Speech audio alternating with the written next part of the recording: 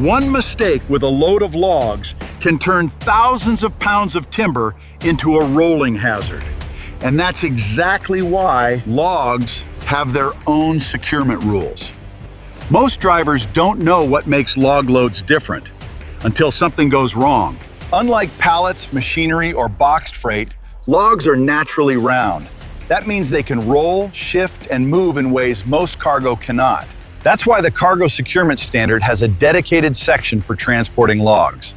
A proper log securement system includes multiple components working together, not just chains, but also bunks, stakes, bolsters, and vehicle structures specifically designed to contain and restrain timber loads. Each component helps prevent logs from rolling, tipping, or falling during transport.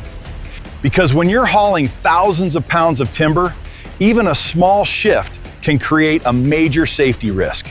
That's why understanding the entire securement system is critical, not just the tie-downs. Logs aren't treated like ordinary freight for a reason. They require specialized equipment, specialized vehicles, and specialized securement practices.